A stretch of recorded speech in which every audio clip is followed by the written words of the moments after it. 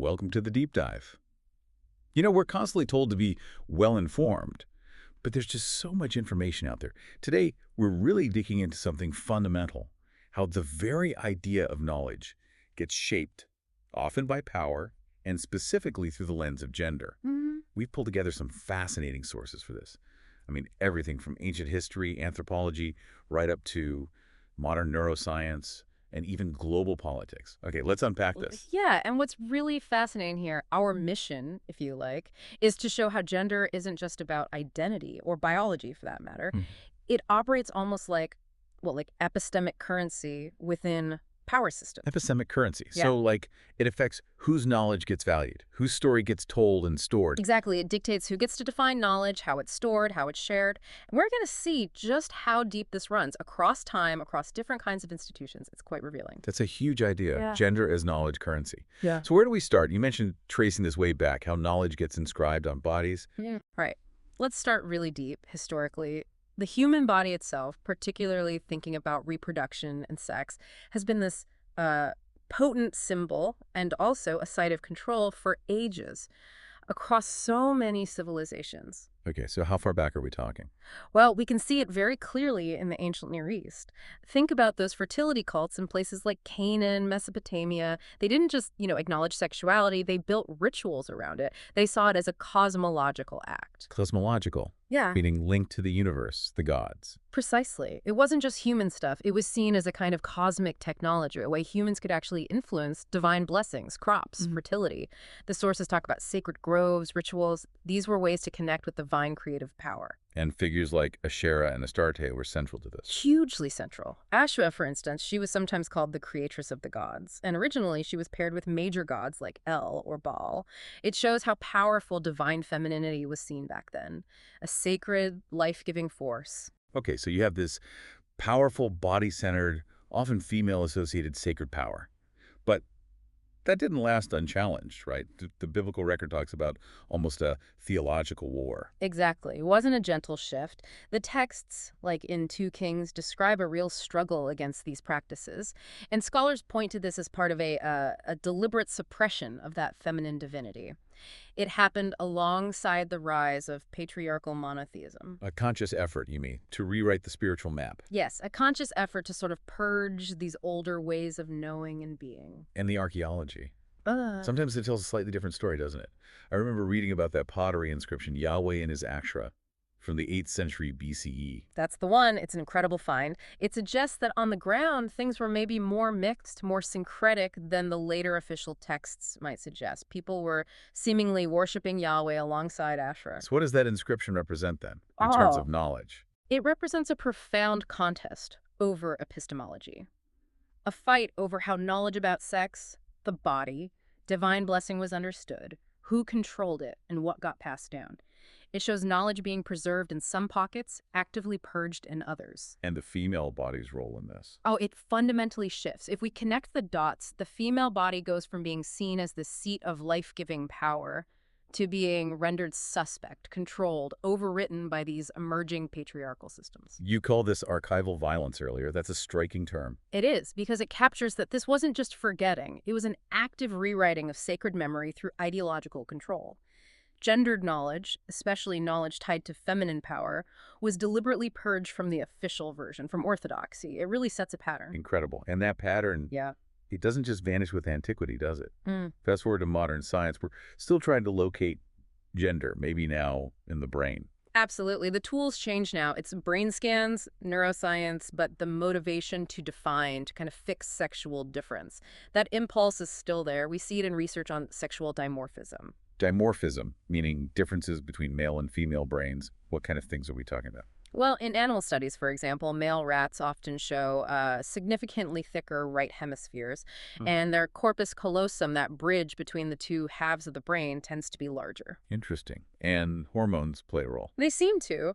Giving female rats testosterone after birth actually caused their corpus callosum to grow larger, too. It points to hormonal influence on brain structure.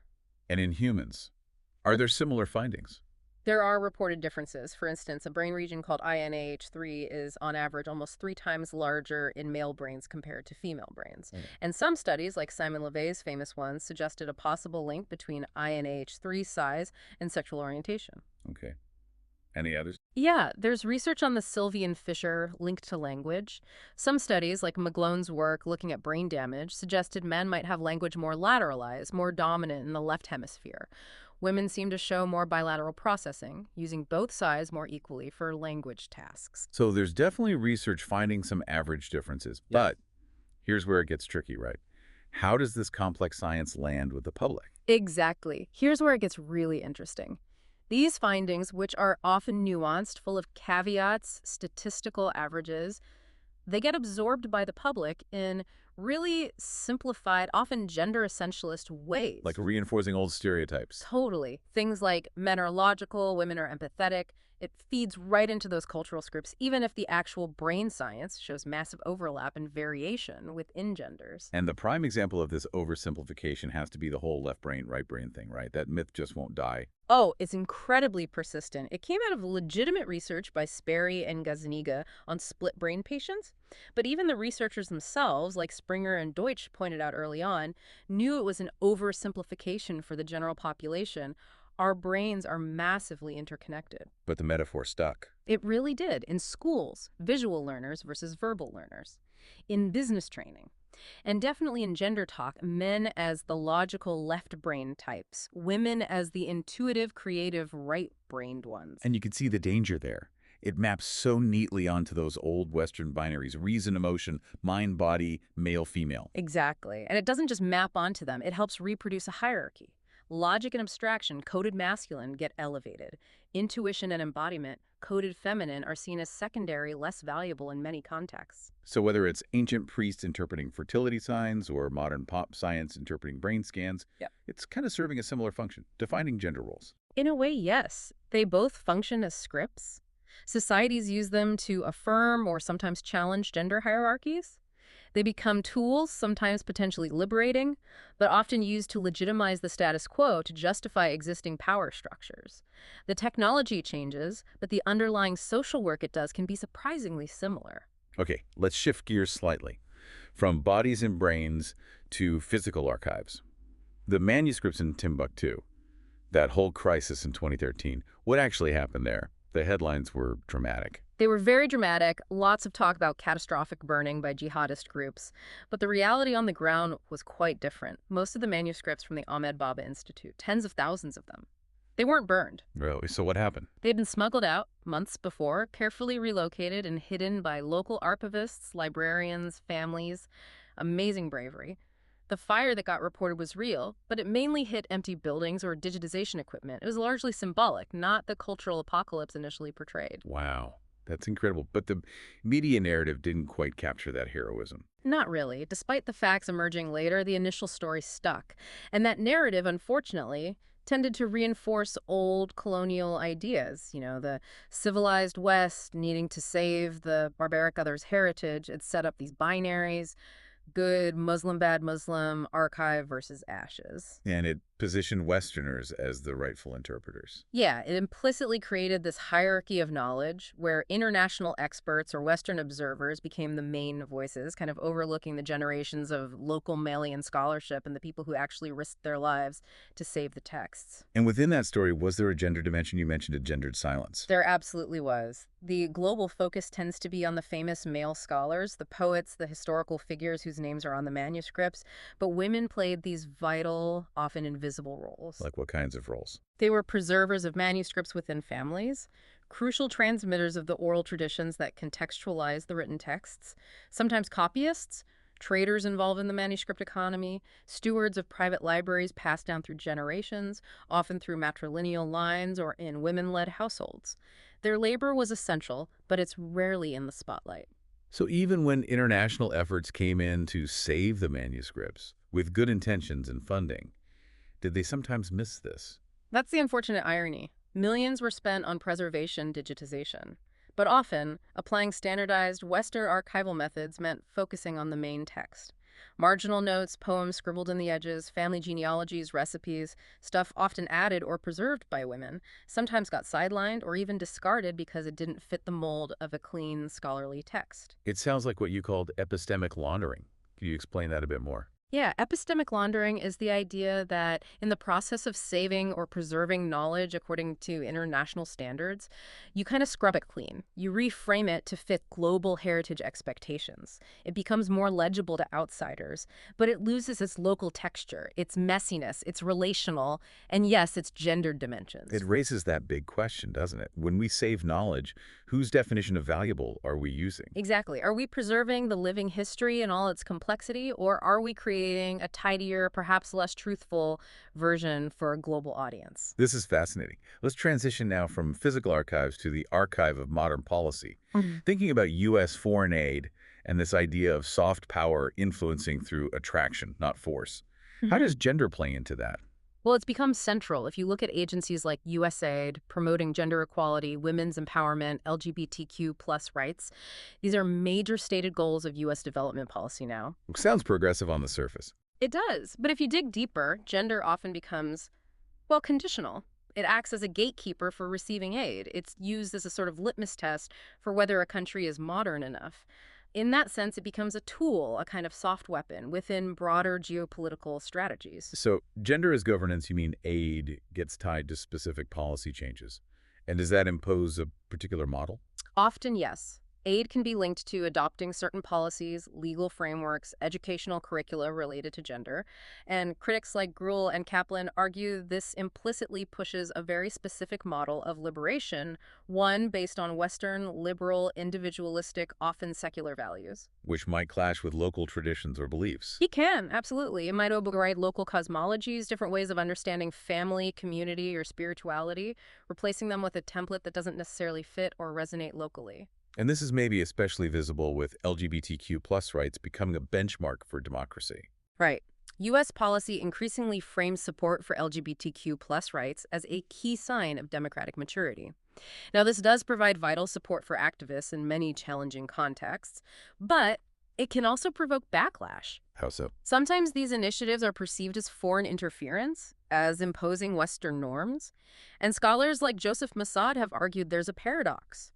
Promoting a specific, often westernized model of gay identity might inadvertently erase or marginalize indigenous forms of same-sex relations or gender diversity that don't fit that neat category. And this extends beyond just rights into things like education and data collection. Definitely. You see U.S.-funded programs integrating specific gender equity frameworks into school curricula, which again might conflict with local values. And there's a huge emphasis on collecting gender data tracking metrics, creating indicators. It feeds into this sort of managerial logic. Making gender something to be managed and measured. Exactly. Complex social realities get translated into data points and performance targets, which makes sense for aid agencies needing to show results, but it can also distort the picture on the ground. So ultimately, these programs, even when well-intentioned, are rarely just neutral acts of goodwill. It's hard for them to be neutral. They inevitably reflect the geopolitical interests and cultural assumptions of the donor country. They can serve as this soft mask, as you said, for strategic goals, subtly delegitimizing alternative ways of organizing society or understanding gender. This all points towards needing a different approach, doesn't it? Hmm. You mentioned this idea of a decolonial archive, one that resists that kind of abstraction and control. Yeah. And you said it has to start with the body. Yes. The argument is that the traditional archive, the imperial archive model, privileges the written word, the official document, the easily categorized. And in doing so, it often renders things like women's embodied wisdom, queer kinship practices, ritual knowledge, oral traditions, it deems them non-archivable, too messy, too ephemeral. But these are forms of memory, forms of knowledge. Absolutely vital ones.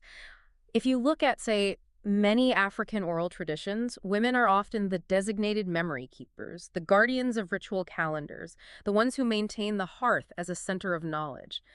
Their contributions aren't written in ink, but they're encoded in the body, in practices of care, in the ethics passed down through relationships.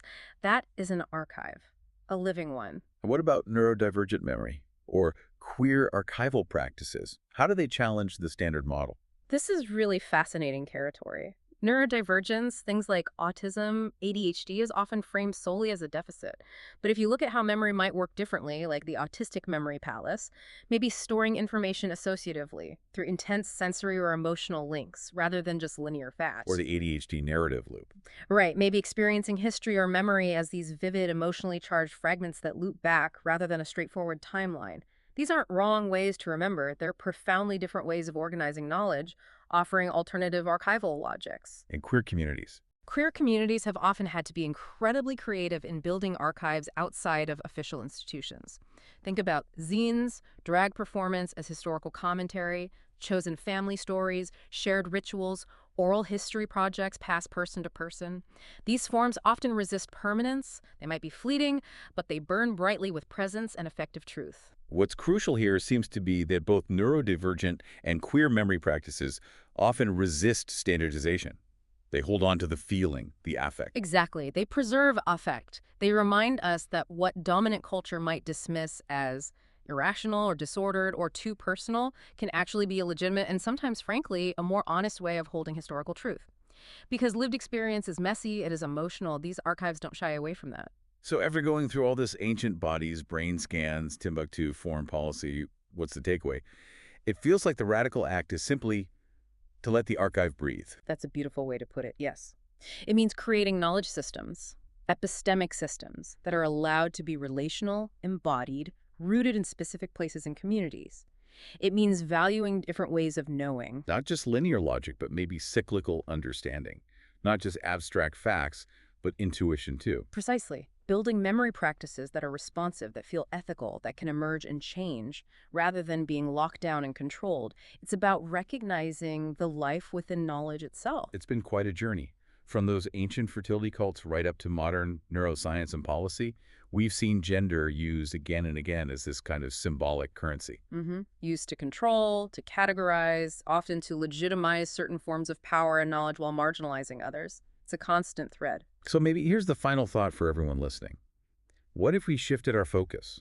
What if, instead of constantly trying to measure gender to pin it down, we allowed it to be profoundly meaningful in all its complexity? What if our systems for remembering, our archives, actually prioritize that embodied wisdom, that relational memory?